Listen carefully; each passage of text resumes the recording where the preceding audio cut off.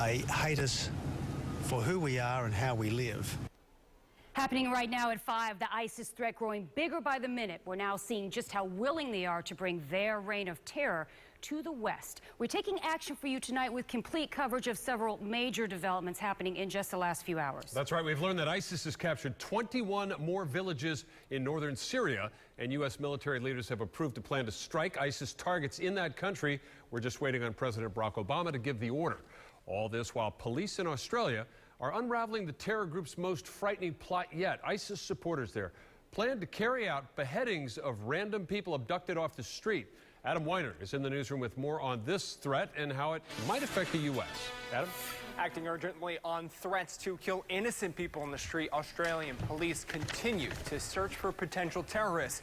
Experts here say a similar threat could soon develop in the U.S. as well.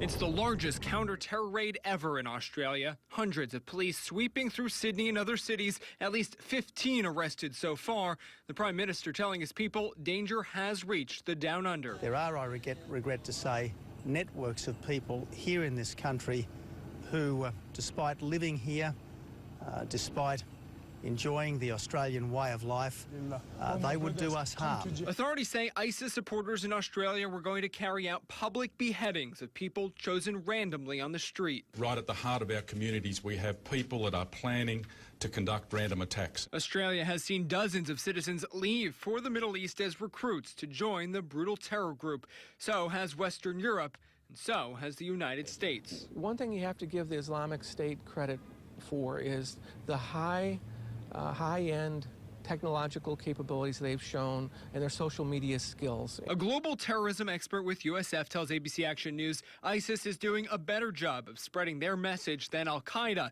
meaning a threat can develop more quickly than ever. Working through mosques and online social media engagement chats. Derek Harvey says that recruitment process is happening right here in the U.S. What we don't understand is their real capability and intent in terms of the planning of any operations directed at the United States. The Australian government says it believes about 100 Australians are actively supporting extremist groups from within their own country. There are people struggling to understand why so many are turning their backs on their own country. Back to you.